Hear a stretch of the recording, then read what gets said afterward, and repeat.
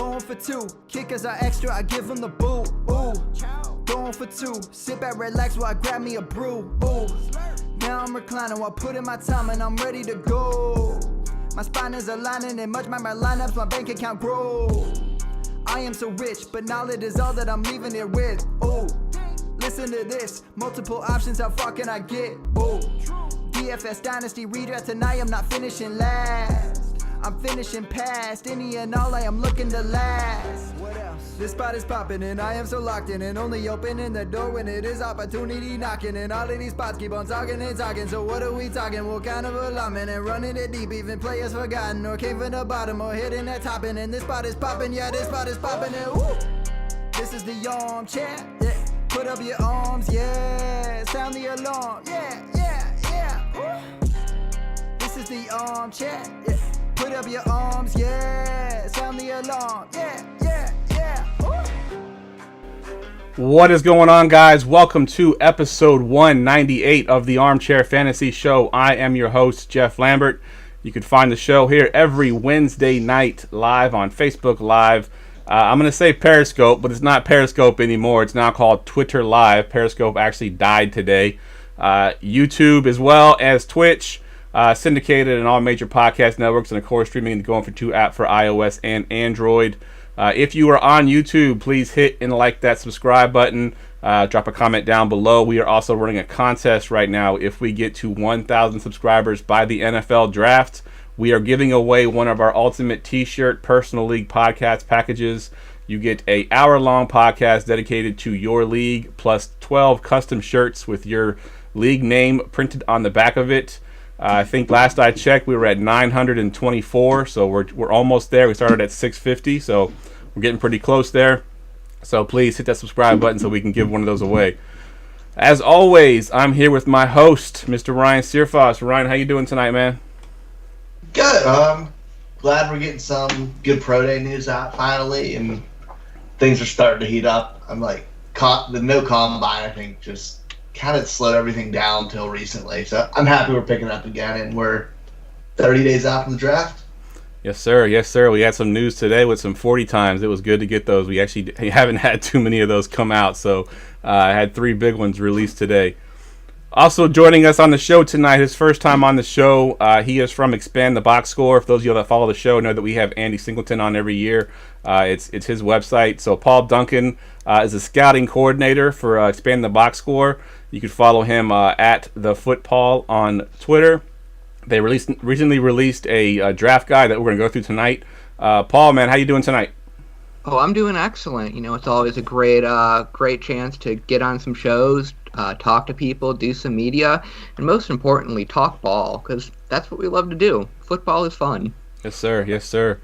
All right, for those that don't know you, kind of give us a rundown on what it is you do at Expand the Box Score and just in general your background. So I guess the best way to start would be to talk about like what I wanted to do. I just always wanted to be an NFL scout.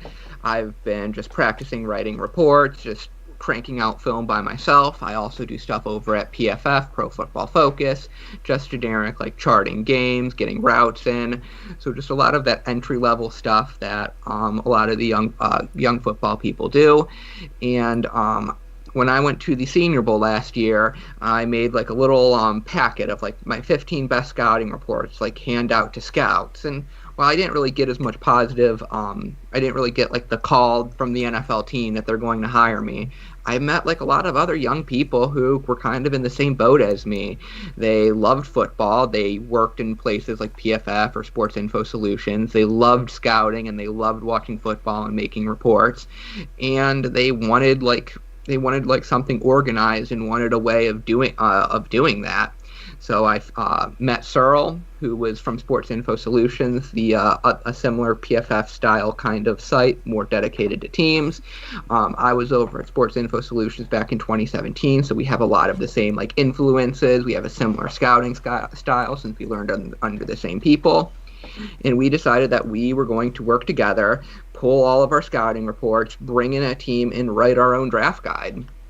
And so we had the scouting stuff set, and we were floating around the NFL Draft Twitter blog sphere, which is a very volatile, dramatic place. But we eventually found a home with Expand the Box Score, and there we had Andy, who does great graphic design, great promo work, who is really willing to like get behind us and get behind our product, get behind our process, and kind of let us do what we want to do, and and he takes care of like actual like graphic design and the stuff that we're not very apt at.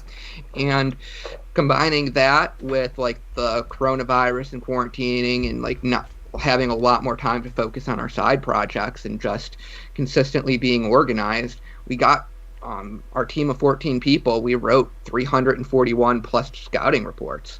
So that's kind of how it happened. I've written around 20 of them, mostly on day 20 to 30 of them, mostly on day 3 guys, but I was kind of the person who would check every single report, make sure that the traits listed in the body matches the traits that they listed in the grades, making sure everybody's looking at the same thing, kind of like quality control, and making sure everybody's on the same page, making sure everything gets done on time, and making sure everything is organized and makes sense. So yep, I both scout and like edit scouting reports and kind of organize, set the vision and make sure everything goes perfectly. All right, good stuff.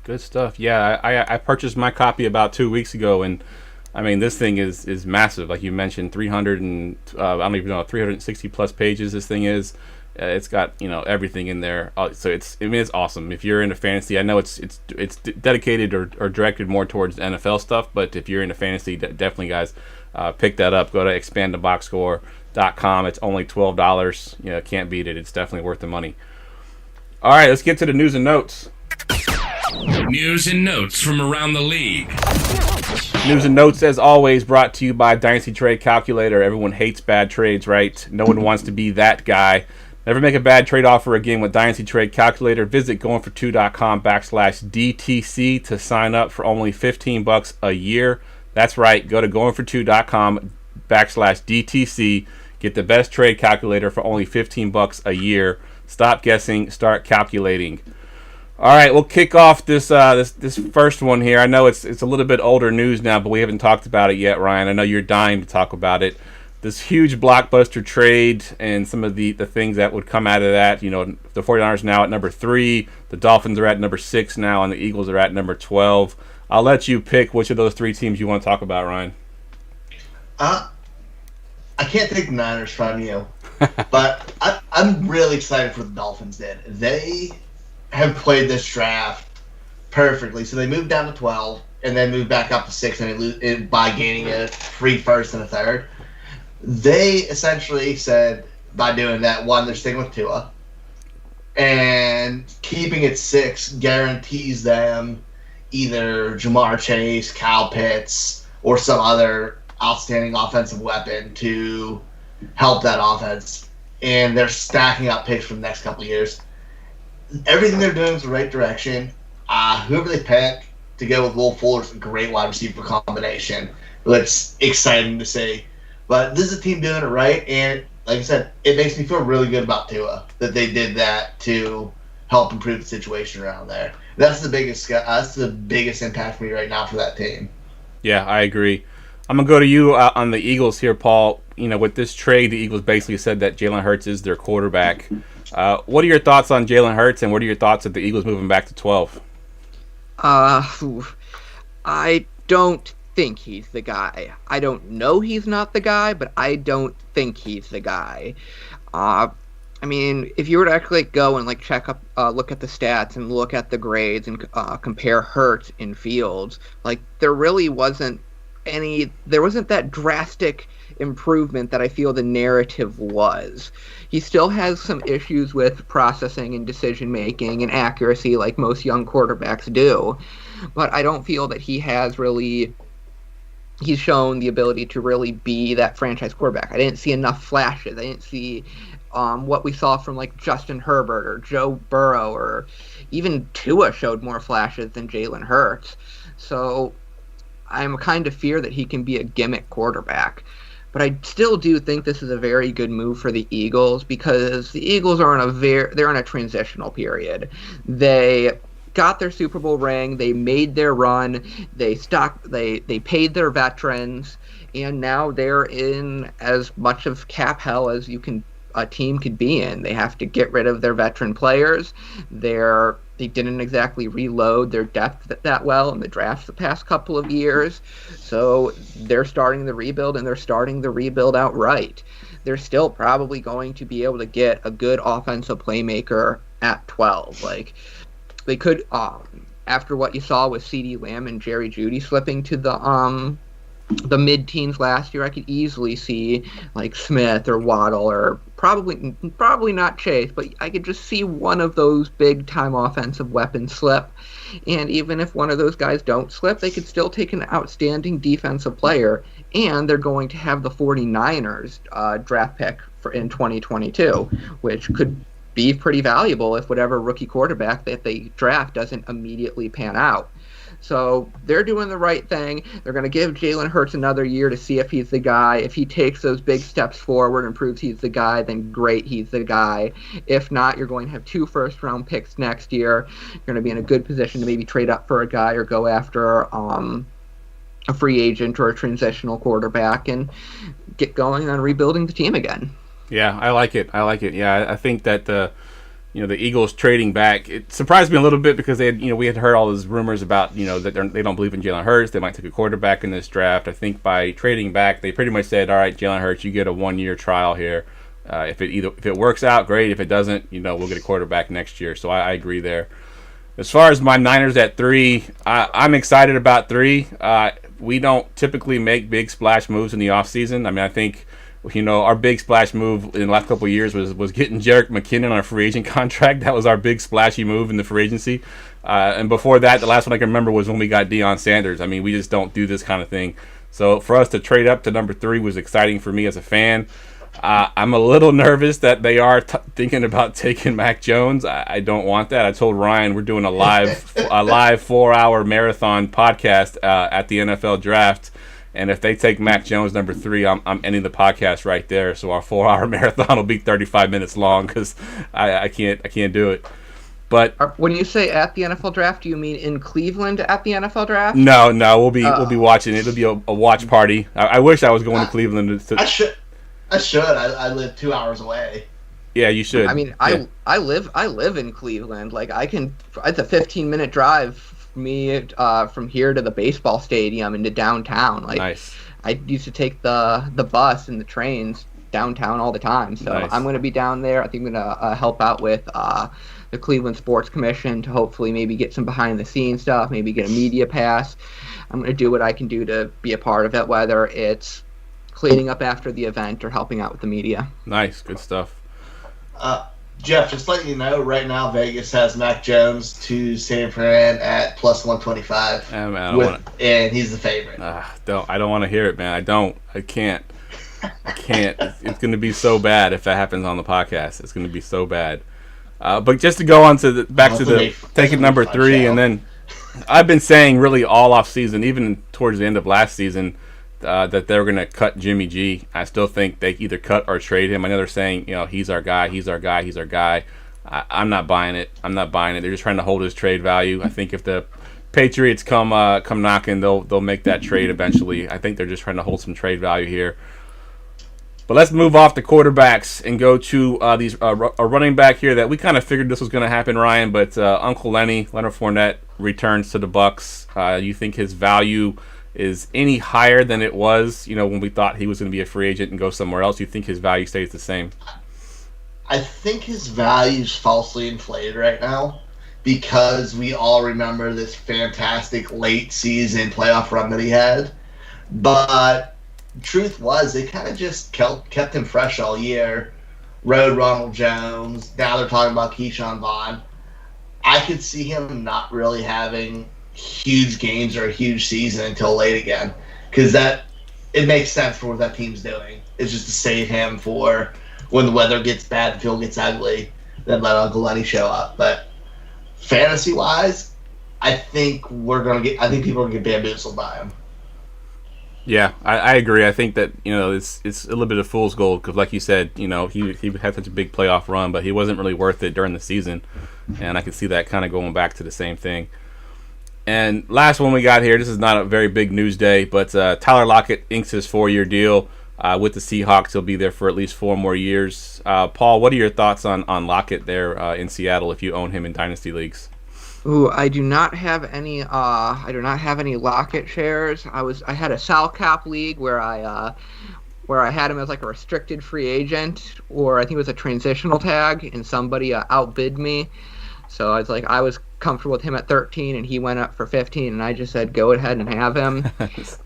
He's very tied to Russell Wilson. If Russell Wilson starts to decline, I think that could potentially be an issue for him. And he's just a bit difficult of a player to own just because of his play style and him being a smaller, deep threat receiver.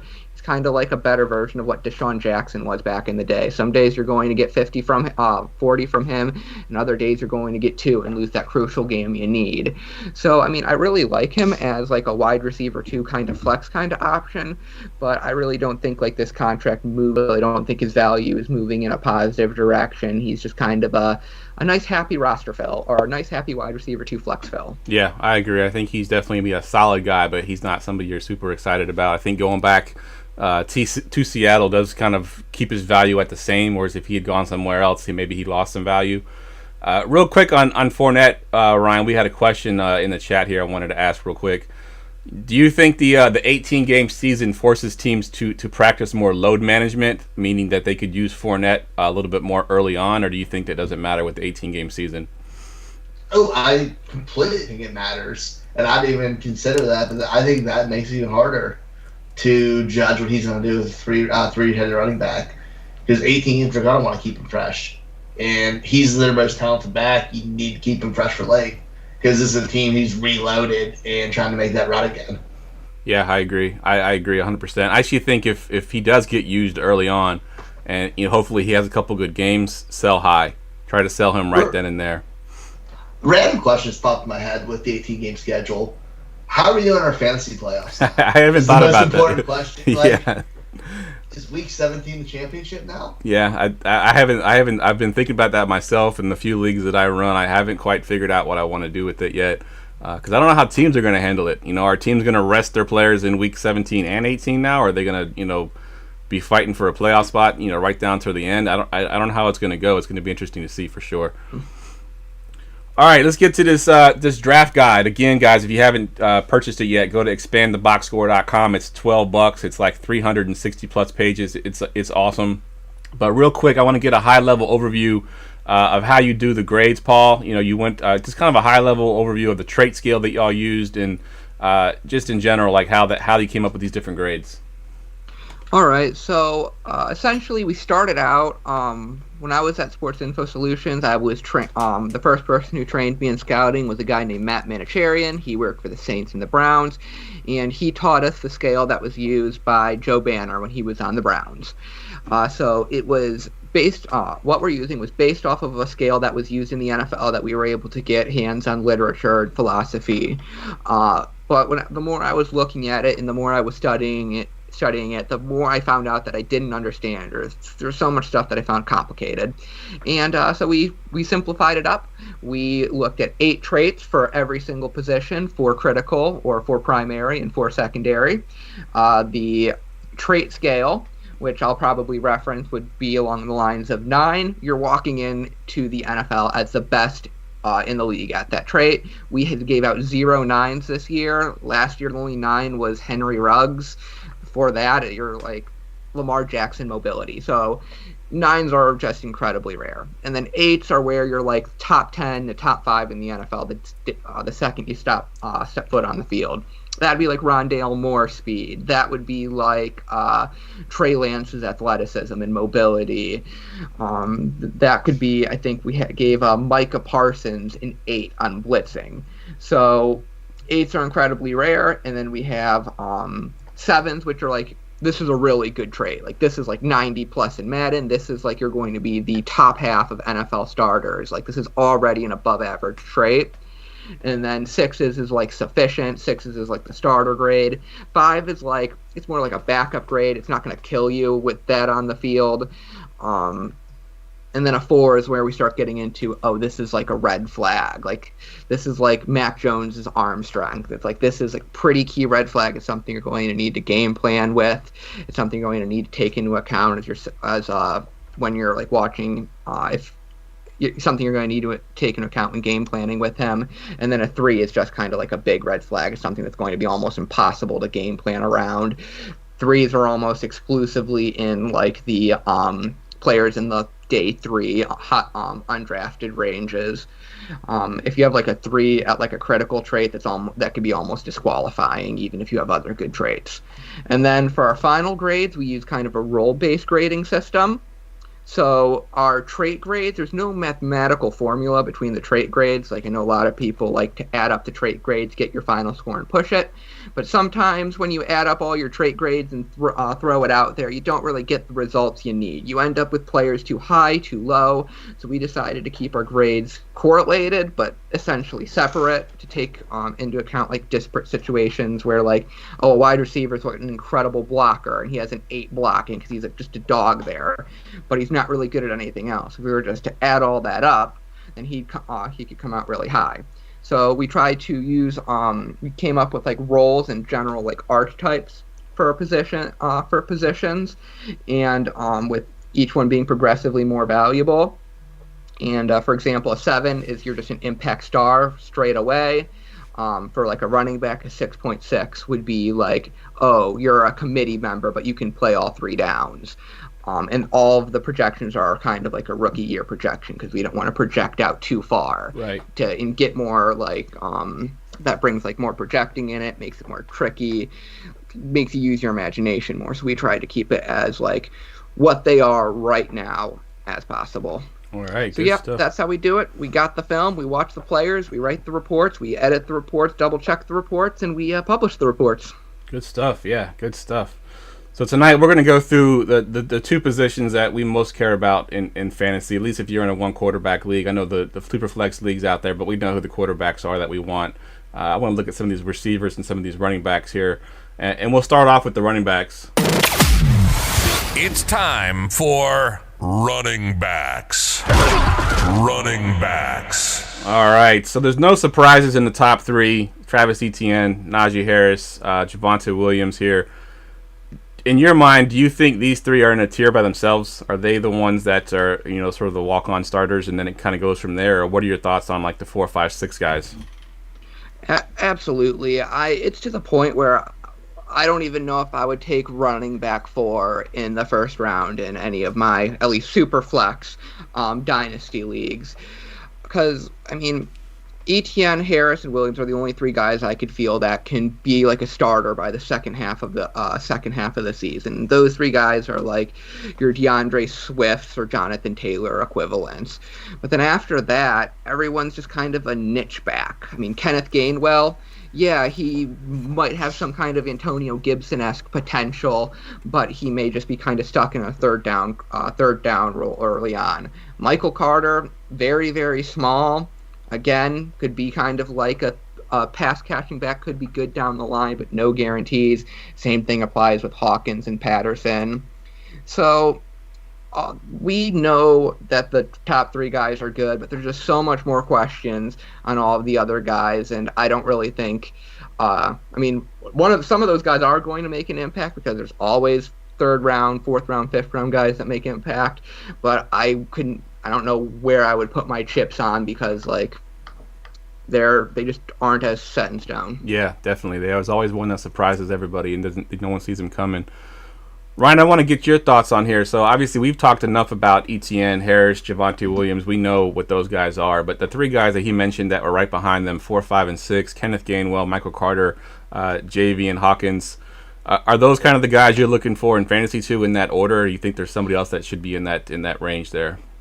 I have Gainwell, Carter. I have Hawkins down a little bit. I think he's super niche back because he's smaller. He surprisingly doesn't have a ton of he doesn't do a ton of receiving, which we always kind of assume off of that.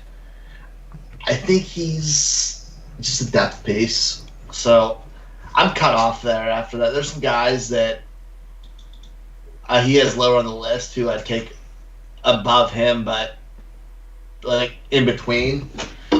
But yeah, Gainwell Carter next, and I'm kind of underwhelmed with the class in general, to be honest. Yeah, like it's those top three, and then it's like okay, and everybody else is kind of just almost like not dart throws to the sense, but they're just not as good. Because you have like guys like Kylan Hill who are okay at everything but great at nothing, and it's just picking and choosing what you're looking for. It's going to be so situation based for me for any running backs. I think after 6. After 6, it's all 100% landing spot. I think for me. Agreed. So a quick peek behind the scenes here. Ryan didn't really look at the show sheet tonight until tonight, right before the show, and he pulls it up and he looks at it. He goes, "Where'd you get these ADPs from?" Because he was surprised on some of these names. Obviously, these aren't ADPs. These are grades that were given out. And these next 3 names is the 3 of the names that Ryan kind of found surprising, and I wanted to get your thoughts on these guys, Jordan or Paul. Jarrett Patterson, Khalil Herbert, and Ramondre Stevenson are round out your top 10, the 8, 9, and 10 in that order.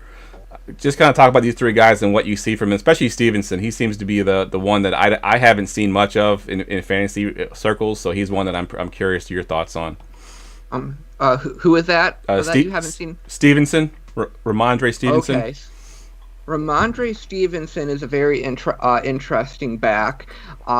So he is amazing on the field. Like traits wise, I'd say there are 3 things that you kind of want to look for with these running backs. It's like, do they have the running back skills, which are instincts and contact balance? Like, how well is he at running the ball? And Ramondre Stevenson may be one of the best in the entire class at those 2 traits. He is big, he is strong, he is smart, and he doesn't go down easily. But he has very limited experience. He had a suspension at Oklahoma for drug issues, but he came into the Senior Bowl. He looked really, really well, and he's like one of those guys that I feel if he goes to the right kind of team, he can be at very worst a Gus Edwards type back. But if he really blossoms, you can get kind of a poor man's Derrick Henry, maybe. Well, let's go with Jordan Howard-esque back. Yeah. Where he's just smart, breaks a lot of tackles, and does very well early in his career. We haven't seen really much of him in the passing game, but what we saw wasn't terrible, so there's even some upside there. So if you're looking for somebody with like that superstar potential, where he has the size, where he has the production in small sample size, and those key running back traits, he is a great like mid-round type player. I think you should be targeting, obviously depending on the landing spot. Right. So Ryan, what are your thoughts? Have you looked at any tape on this guy? I know you said you kind of surprised he was in the top 10 here. I'm curious if you've seen anything of him and what you thought of him. Yeah, I didn't get to watch a live. I watched a couple games of him. The big back thing is great, but I don't see him being the complete. Like, I see him not being as complete where we have to see him in the committee, which that makes landing spots scary because we're trying to figure out if he's going to could be in an offense where he has a ton of red zone threats, or is he going to get 180 rush attempts, barely anything in the passing game. Without a touchdown upside and a good offense, I'm a little bit worried. Like, that's the best case scenario for me with him. Gotcha. Yeah. So you want the touchdowns basically. He's a touchdown guy. He is like for all intents and purposes. He like he said, Jordan Howard-esque, Gus Edwards-esque, and those kind of guys. They need touchdowns to hit their value because they're not getting those PPR points for sure. Like Jordan Howard was in his first year was in his perfect situation. Right. He was the man there, and that was it. Yep. Good call. And then we saw with he's a perfect example, that skill set. Once they added Tariq Cohen and a couple other things, that went away and he became expendable. Yep. Agreed. All right, a couple interesting names that landed outside of the top 10. Some names that are in the fantasy circles that are pretty big names, especially one of them I want to talk about because John Lobb came on here and he loved this guy. John Lobb's one of our favorite guests on the show. Jamar Jefferson lands at number 20. What's wrong with Jamar Jefferson, so to speak? What don't y'all like about? I mean, obviously top 20 is still not bad, but When you talk about running backs here, top 20 is pretty close to undrafted, I would think. What's your thoughts on Jamar Jefferson, Paul? Yep, we gave him a draftable grade. So, like, we think he can go in the 7th round. He just was kind of one of those guys. I was talking to the scout who did his report, and he essentially told me that he's one of those running backs that just takes what the offensive line gives him, and he doesn't really do much creating on his own. And that's really something you kind of want when you're looking for like a college running back. You want them to be breaking tackles at a very high pace. You want them to be kind of like the reason that the team was succeeding. But besides on instincts and just being able to hit the right hole, like he had like a 4 on contact balance, so he didn't really think he could break tackles all that well. He got a 4 in the passing game, so he didn't really contribute. He didn't think he was going to do that well in the passing game as a blocker or as a receiver. And only a 5 for burst. So it was just like you just kind of saw him as a pretty unspecial back. Fair enough. I know John was really high on him. I think John had him in his top 5 for fantasy running backs, which was surprising to me. I don't have him that high either. I have him, I think, in the top 10-ish, maybe like 10 or 11-ish in my fantasy rankings. Not too super high there. Yeah, like... Ryan, what about some of these guys? Chuba Hubbard, Trey Sermon, Jefferson, any of these 3 guys interest you in the fantasy space? I mean, honestly, Sermon does a little bit. Because he's gonna have one of those big backs. He showed he was athletic. He showed at Ohio State, so in big time games, that he was able to hold crazy workload for Buckeyes. And he showed a little bit the passing game. I really like Trey Sermon in the situation. Like, you hear the whispers of Pittsburgh love him. It makes sense because that's their kind of back. But, again, a guy like him, it's a little bit upside, but I think he could be a 3-down back. And Chuba Hubbard's he's fast and electric, but he's just something was missing this year. I don't know if it was his vision didn't seem right. Like, it just didn't seem like he was hitting where he was supposed to. But if he develops, he has upside. Like, future upside with his skill set, I like it. But there has to be some serious development for him. Have we got a 40 time on him yet? Has he had his pro day? Can't remember. I don't remember seeing it, so I don't know if we've gotten it yet. I know everybody keeps saying he's fast, but I just wanted to put a number to it if he's had it. If not, don't worry about looking it up. I was just curious if you knew it. I didn't see it now. All right, one last question on the running backs here, Paul. Give me one guy that finished that's outside of your top 10 in your rankings here that wouldn't surprise you if he ended up as a very good fantasy player at the next level. So one guy out of the top 10. Who do you think you got there? Elijah Mitchell, no question. Elijah Mitchell was a player that I scouted, and he just had incredible instincts. He ran behind the Louisiana Lafayette line, and it was like if there was a hole that was there, he would just find it. He was never running in the back of his offensive lineman. He was never making his own mistakes.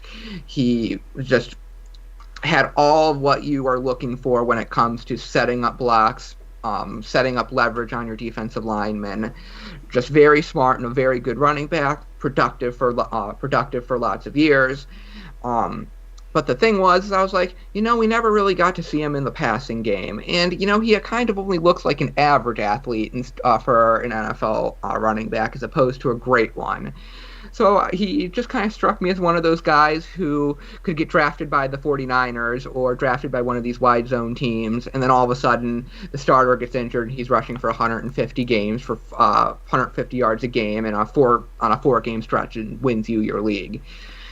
But one of the cool things that's kind of happened I kind of pigeonholed him in that role since recently he had his pro day and he ran sub 4.4, and I'm like, I really never got to see that at film. I saw he was pretty fast, but I didn't think he was like electric.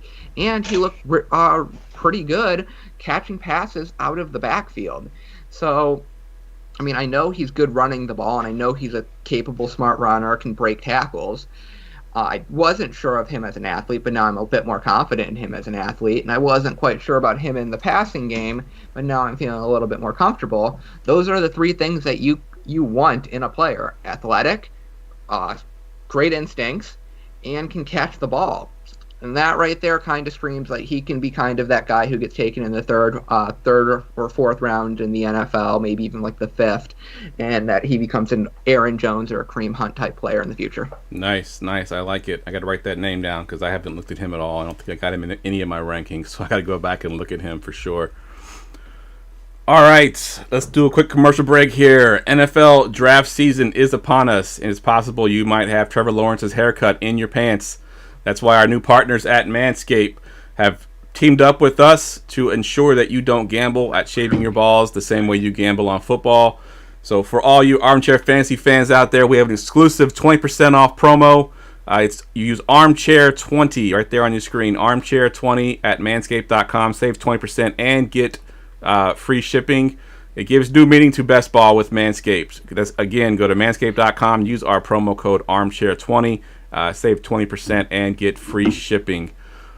All right, let's look at these receivers now. We'll move to the receivers. And again, no surprises here at the top. We got three guys that pretty much everyone has in the top. Maybe you can flip-flop a few of them here and there. But Jamar Chase at a 7.1 grade, Devonta Smith at 7.0, and Jalen Waddle at 7.0 as well, Paul. What are your thoughts on these three guys? Is Jamar Chase the clear-cut number one here? I know you have him a little bit higher than those two, but would you be surprised if somebody else goes ahead of Jamar Chase in the NFL draft? Yeah, I mean, you never know with what NFL teams are looking for, because receiver is one of those positions where certain teams and certain systems want different things. I mean, I'm kind of the opinion that, like, I can't imagine there being too many systems where Jamar Chase isn't going to be one or two in on different teams. But we saw last year Henry Ruggs went above Jerry Jeudy and CeeDee Lamb. So no, it would not surprise me at all if Devonta Smith or Jalen Waddle went above Chase. But I do think that Jamar Chase should absolutely be the wide receiver one in fantasy. Yeah, I agree there. And Ryan, I think you're pretty in agreement on those three guys as well. Yeah, I have it Chase, Waddle, Smith, but yeah I mean, I think they're it. That's three. Waddle and Smith are pretty much interchangeable, I believe. Yeah, I think Jamar Chase is definitely the same score on them. Yeah, agreed. Yeah, I would prefer Waddle in fantasy a little bit more because I think I am a little concerned about Devonta Smith and his lack of weight and his struggles putting up weight. I did some research on him and like his BMI, and like I was just trying to see, hey, how often do smaller receivers succeed in the NFL? And the answer is not very often. But I like looked up how many wide receivers who are like 175 or less, but 6 feet or taller. The only wide receiver I could find that had any type of NFL success since 2000 was Todd Pinkston. So if Devonta Smith succeeds, it's going to be a very, very huge exception. Generally, in drafting and in fantasy, if you try to bet on exceptions, you're kind of betting to lose. Yep. But we also know that Devonta Smith is an exception because he also won the Heisman Trophy as a wide receiver. So for me, I'm kind of thinking the best way of putting that is that his potential is going to be capped unless he can gain weight. It's just going to be a little bit tougher for him at the catch point. I mean, we know he can jump and make those crazy catches, but those defensive backs are going to be a little bit better than those SEC defensive backs. So I think that he doesn't really have like the upside that somebody like Chase or Waddle has, and I think a good projection for him might be somebody like Corey Davis, where he comes in and he's just going to be a really good wide receiver or two on a team and have some ups and downs in fantasy depending on his situation. All right, I like it. A couple names that made the top 10 there that, again, correlating NFL to fantasy weren't names that are in my top 10. We got Kadarius Toney. I don't even know how to say this other guy's name. Is it Sage Surratt? Sage Surratt. And Seth Williams I've heard a couple times as well. I'm not a big college guy, in case you hadn't noticed. I don't watch any college football. I watch tape after the season is done, so some of these names are new to me. But give me your thoughts on these three guys, Paul, real quick, and what you like about these guys. Okay, one, I'm not quite sure why you don't have Kadarius Toney in your top 10. That should just get penned in there right about now. So his strengths, he is really, really fast, and he is electric after the catch. I mean, we kind of use the phrase like, oh, he's electric after the catch a lot, but we gave him the best run after catch grade or grade of any player. He got an 8. So already you're thinking like he's already like a top 5, top 10 player with the ball in his hands from his rookie year. So he's super dynamic. Hands are a little iffy, but is super quick. And he's just one of those guys that you're going to want to get the ball in their hands. And he has just enough of like the regular wide receiver skills that I think he can be a little bit more than like a gimmick Andy Isabella. So like he's one of those guys that if he goes to the Chiefs, he's probably going to be wide receiver 4. Very, very fun player. Lots of upside, lots of talent. A really good bet to go after. Sage Surratt is kind of interesting because his stock has really fallen from the time we did his report. Sage Surratt was one of those opt-outs, and when we did his tape, we did like the 2019 tape, so we haven't seen him for a while. When we were watching him, we just saw a very good all-around wide receiver. He's just one of those big outside receivers who wins at the catch point, but he kind of came into his pro day a little bit slower, and, with not playing this year, kind of more people have had the chance to play games and jump over top of him. So he's kind of like one of those guys that people are kind of sleeping on him. He played really well in 2019 with Jamie Newman, didn't have the best pro day, but we think the hands, the route running, and the ball skills are there for him to be a good outside contributor in the NFL early in his career. Good stuff. And then Seth Williams is pretty much the same, except he played big, strong, fast, good at the catch point. Yeah, I think, what is it? Yeah, Sage Surratt and Seth Williams have like the exact same profile on their critical traits. So they are very, very similar similar players. Nice. Yeah, I went and pulled our rankings up while you were talking there. I actually have Kadarius Toney right at number 10.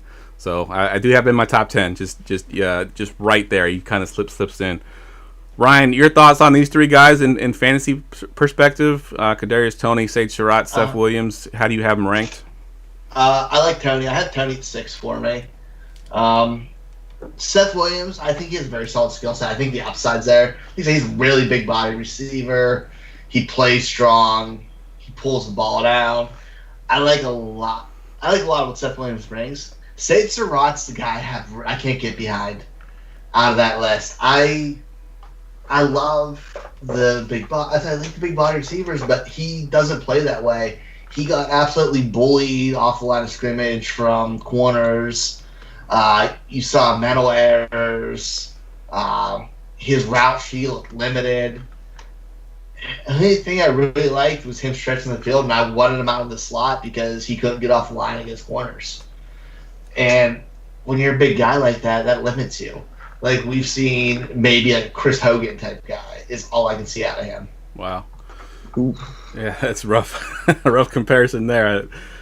All right, let's go look outside the top 10 here. There was 2 names. One of them really stood out to me, but I'm going to go ahead and give both these names to you, Paul. But Amon-Ra St. Brown was one that he makes it into my top 10. And then Elijah Moore, who's gotten a lot of buzz here recently. He wasn't in my top 10 either, but someone that's been climbing up draft boards here recently. Give me your thoughts on those 2 guys.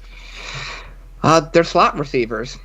So that's kind of one of the big kind of things that I feel limit them is we really value like versatility in a wide receiver, and we think it's really important to be able to play out wide or play in tight. And those are 2 kind of receivers who I'm not sure they can be outside wide receivers, and that kind of limits them, and that's kind of why I think they're a little bit lower. Now, for fantasy purposes, especially with somebody like Elijah Moore, I said it before with Devontae Smith, but smaller receivers, it's just very rare for them to have really big years. Like if you're looking at a guy like Elijah Moore, yeah, he ran a 5.3. Yeah, his dominator rating or whatever that is exceptional, and his stats and the PFF grades are all kind of aligning. But how many guys who are like 5'9", 185, which is what we have him listed as right now, I'm not sure what he was at his pro day, Like, how many guys of that size are going to be have been better than, say, like Jamison Crowder? Like, that is kind of what I feel that his peak would be. Now, if you're in a PPR league, having a guy like Jamison Crowder or Cole Beasley as your wide receiver 3 kind of flex option is very good, but we kind of have to realize that the lack of size is going to really impact the high-level potential. And if you're drafting Elijah Moore in the second round of your fantasy drafts, you got to realize that you're not going to get any it's very unlikely you're going to get wide receiver 1 upside. I mean, unless he just turns into Antonio Brown or something. But right. Yeah, we know how that works. Yeah, that's always the comparison, right? With those smaller guys, it's always Antonio Brown, it's always Tyreek Hill, But the fact of the matter is, those guys are exceptions to the rule. They're not, obviously the rule is not to draft these small guys and they're all going to be big time fantasy players, because it just doesn't happen that way. Ryan, what are your thoughts on Amon-Ra St. Brown and Elijah Moore from fantasy perspective? I completely agree about the Elijah. Everything you said about Elijah Moore. I have him at 10, and I could see it still going out a little bit. But yeah, his ceiling's limited. Like, he is a pure slot receiver, and he's tiny. So the situation has to be right. He has to be in a team that just dumps the ball off. And you mentioned it. I don't think this is extreme. You mentioned the player earlier from last year, Eddie Isabella. Yeah. He's the perfect example of that. This guy who was just super electric, even beat on some good teams, and that he roasted Bama. But still, Bama, it's not the NFL. So I kind of agree with that. He's limited upside. He's going to give you in the first round of mocks or in rookie drafts, which is crazy. But I agree. Let him have it. Yeah, I'm looking at it right now, and can you name the only wide receiver who has had who is smaller than Elijah Moore, assuming 5'9", 185, who has had a 1,000-yard season? D-Jax. Wes Welker. Wes Welker. Wow. So yeah, Wes Welker is the only wide receiver, 5'9", 185, to get 1,000 yards, and the other people on the list are Cole Beasley, Marquise Goodwin, Wes Welker again, Jamison Crowder, Cole Beasley again, Jamison Crowder, Andrew Hawkins, Jamison Crowder, Cole Beasley. So, unless he's gaining weight, let me just check up what his pro day was. See if maybe I can find it real quick. While we're doing that, Ryan, go ahead and give me your thoughts on Amon-Ra St. Brown. I've really come around to Amon-Ra St. Brown. I agree he's a slot receiver, and we'll play mainly there. But I think with him being a little bit bigger, more physical, I like that role for him. And I think he'd be like get more volume, which is, I hate saying it, just role-wise similar we've seen like Juju Smith-Schuster. He plays super chippy, so they're going to have him on the field at all times, even for running plays. He blocks. I think he plays that. He has a real knack for getting the ball in the end zone. He wins over top. He boxes out. I like Amon-Ra St. Brown. He's a guy who's moved up there in the process for me. Yeah, he's moved up for me as well. The more I watched him, I did like him as well. Did you find those numbers, Paul? Yep, he was 5'9" and a half and 178 pounds.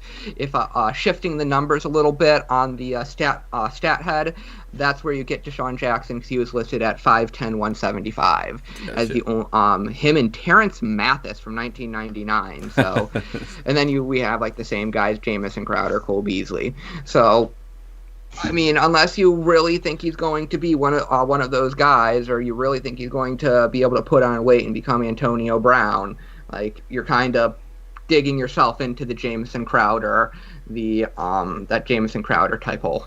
Which is fine, but just not at his ADP. Yeah, not what he's being drafted at. Yeah, late second round maybe, depending on how deep your league is. So yeah, I agree. I think he's going a little too high. The hype's around him a little bit too much for me. All right, we'll do the same thing we did with the running backs. Give me one guy that's outside of your top 10 that you think's going to have a pretty large fantasy significance.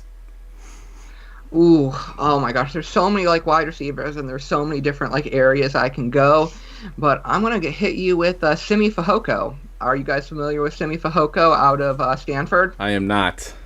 So he's coming in as a overage redshirt sophomore. So he's was born in 97, so he's about as old as the seniors because he went on I believe a Latter-day Saints mission, so a Mormon mission down to Columbia for his first 2 years. And so he's like inexperienced but like mature, if that makes any sense. Right. And he absolutely dominated the pro days, and his last couple games, like his like trajectory at Stanford, it just kind of points up. So he is an incredible athlete, as we saw at the at his pro day. 6'4", 227. I know we like heights and weights here. Height, weight, speed is very important both for scouting and in fantasy. And here were his last 4 games in his college career. He had 3 catches for 21 yards and a lousy PFF grade. Then against Washington, he had 4 catches, 61, and an okay PFF grade. Then he had 6 catches for 100 yards and a good PFF game grade. And then in his last game of the year, 16 catches, 230 yards, and 3 touchdowns. Wow. With an outstanding PFF grade. So while he wasn't really used all that much, he is somebody who was trending in the right direction at the right time, and he is somebody who has absolutely incredible size, weight, speed. And when we were scouting him, like we were kind of, when you think of these size, weight, speed things, you think, oh, but he probably can't catch, or oh, he probably really struggles at the release. Traits-wise, he was one of those guys who didn't really have any weaknesses, but didn't really have any strengths. Like he hasn't, like what he shows at the pro day hasn't translated onto the field yet. But he also doesn't have like that crucial flaw. It's like he understands how to run routes. He can catch the ball pretty well. He's fast, but he's not like a blazer, or he's not like he's one of those kinds of players. So he's well-rounded and freaky athletic.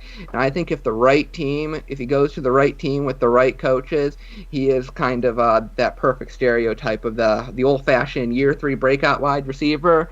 The wide receiver you draft in the 3rd or 4th round, you store on your taxi squad, and then the receivers that are currently on their team leave in free agency, and then, all of a sudden, Simi Fihoko is a wide receiver 2 on your team. What is he going to do? Breaks out for 1,000 yards. Nice. That's what I kind of hope he can be. I like it. Ryan, are you familiar with that name at all? That's the first time I've ever heard that name, so I don't know. You do more of this guy stuff than I do. Have you heard that name before? Nope. At least you're honest. I'll never lie. Yeah, that's nope. I'm gonna have to take a look at it now. I'll pull up some tape and I'll watch him. Y'all have met you ranked at number 22 there with a 6.1 grade. So he's a name definitely if you're in some deep dynasty leagues or some deep rookie drafts. Name to just sort of peg there and hope that you can stash him in your taxi squad and see what he does. Absolutely. And like wide receivers, there's like a whole bunch of different philosophies you can go for. If you are looking for like a slot receiver with really good upside, maybe like a bigger Elijah Moore, but at a lower ADP, you got Amari Rodgers at 5'9.5", but a big 210. Good hands. Or actually, his hands, he has some dropping issues, but great route running, great after the catch, great speed. Like if he gets his hands, because he makes great spectacular catches, but he kind of like drops some of the easy ones. If he can take care of that, he can be kind of that really good slot receiver with more like upside on the outside. If you kind of want like a more all-around wide receiver who maybe doesn't have like the upside, but is going to be one of those receivers that year 1, year 2 is just really developed and looks like a good player, has great hands, isn't going to let you down, be reliable bye-week flex option. Guys like Dax Milne or Austin Watkins can be your guy. So those are all guys that I think are going to get drafted in like the 3rd to 6th rounds in the real NFL draft, and are going to be those when people are just kind of filling names on their rookie drafts off of a board and just picking random names. You can see those guys and know, hey, this is what I'm getting with them, and be able to make a more educated guess. Good stuff. All right. It is time for our favorite segment of the night. Get ready for GoingFor2.com's Forgotten Fantasy Player of the Week. All right, so really quick funny story. I know those of you that have been watching the show for a while, we have a fan that comes on. He calls this the Zach Stacy Award. And Paul doesn't know, so we don't like to know who the player is until they announce him on the show. But Paul didn't know that, and he said, "Has Zach Stacy been used yet?" And I'm like, "Well, yeah, we kind of unofficially named this segment after Zach Stacy." So I hope you found somebody else there, Paul. Who do you have as your forgotten fantasy player? Okay, I'm going to make you guess and give you like more and more clues because that's fun. All right, so this player in his rookie year had the second worst catch percentage in the last 20 years. So he was targeted like 90 something times, but only had 30 catches. Oof. In his rookie year. Oh. So, give me. You said the last 20 years. Yep, in the last 20 years, since like 2000, he was drafted in the late 2000s. Drafted in the late 2000s. All right. The second clue is the quarterback that he caught the most touchdowns from was Colt McCoy. Is this Steve Slayton? Nope. And then here's another one. Well, actually, he after he retired, he lost his hand in a motorcycle accident, and his recovery was a huge story throughout his home state of Georgia, where he played football. Lost his hand. I think I should know that one, but I have no clue. Yeah. All right. He played for the Cleveland Browns. I was thinking Cleveland Brown players, but I can't think of who it is. Went to Georgia, wide receiver, taken in the second round of the 2009 draft. And lost his hand. Muhammad Massaquoi. Muhammad. Oh my God, I remember him. Nice. Muhammad Massaquoi is my pick. That is a good one. I honestly would have never guessed that in a million years. You could have gone on for like 10 more clues, and I probably still wouldn't have guessed it. Yep. Yeah. So why I thought about Muhammad Massaquoi was during that time period, the Browns just had a huge wide receiver issue, and so we drafted Brian Robisky and Muhammad Massaquoi in the second round of the 2009 draft. And everyone was kind of hoping that Brian Robisky would kind of be the dude because he's an Ohio State guy, and Cleveland Browns fans they just love Ohio State players. But then all of a sudden, on like the fourth week of the season, he breaks out like. He had 8 catches, 148 yards in like his first like real game as like a starter and a major contributor, and we're like, "Whoa, we got ourselves a player." But then throughout the rest of the year, due to like poor quarterbacking playing and just overall being the Browns, he ended up having one of the most inefficient seasons of all time. I looked it up, and out of all players with 90 or more targets, yes, some selective sampling, he had the second. He converted the second least amount of targets into catches. Wow. He had 95 targets and only 34 catches for a 35% catch rate. That's terrible. So yeah. Yeah. It's I think Lewis Murphy was the only one who's ever had who had worse at that level. Wow, that's a good one. I definitely. Yep, and go ahead. You remember how Muhammad Massaquoi's career ended, so to speak, on the cover of Sports Illustrated? Nope. James Harrison decked him on a dirty hit across the middle, which yes, the big concussion thing. That's right. Yeah, they thought he was paralyzed at one point from that, didn't they? Yeah. Well, yeah, they were really concerned, but eventually he recovered it, and he tried playing the next couple of years, but he just wasn't the same player, and he had to retire, and well, we didn't hear from him again until he went public with the story about how he lost his hand, and then there was some good long form journalism about it, I remember, and he was kind of like an inspirational character, and he did a lot of stuff with charity and stuff like that. So good dude, had a great start to his career, poor finish to his career, and just a fun little name to bring back for you guys. Nice. That was a great one. That was a great one. Like I said, you could have gone on forever there. I don't think I ever would have guessed that name. And I go back, playing fantasy since '98, so I would have known that player, but I would have never in a million years guessed it. So good stuff. All right, that wraps up the podcast. Let's go around the room really quick. Give us your Twitter handle where we can follow you at. Anything you want to plug. Obviously, you want to plug the draft guide, Paul, but we'll start with you first. Absolutely. So, hi, my name is Paul Duncan, and I'm the scouting coordinator for Expand the Box Score. You can follow me at Twitter, at the Football, because I'm Paul and I like football, so it would make sense. And you should absolutely follow Expand the Box Score on Twitter. Their Twitter handle is, I gotta move all this stuff out of the way. Their Twitter handle is XT Box Score. So Expand the Box Score XT Box Score. We have a great guy named Matt. He does these 2-minute and 20-second breakdowns of all of the players that are going to get drafted in the first 2 rounds, and we post multiple of them a week. And we have a draft guide. 341 players, more coming in the update. I'm scouting Brennan Eagles, a wide receiver who's wide receiver 42 on most boards, because I want to make sure that every single player that gets drafted in this draft is in this guide. So if you wanted to try to get a clue on who you think the next James Robinson is, we've got running backs all the way down to 26 in Stevie Scott. If you want to know your wide receivers, we got them all the way down to Racey McMath and TJ Simmons and Whop Fillier, 50 of them. It is unlikely that there will be a good player drafted that will not be in this book. They are scouted in a professional NFL style, but also has a lot of numbers and easy to understand concepts, so you won't feel overwhelmed. We have comprehensive injury histories on every prospect with injury history. So if you want to know, hey, should I be concerned about this player's prior injury history? I already looked all that up for you and evaluated them. Something no other draft guide will have. So I really hope you guys would buy this. It's only $12. We have literally been working on game playing this and working on this since June. Absolute passion project, absolute fun, and I've looked at other draft guides. It's easily one of, if not the best draft guide on the market right now.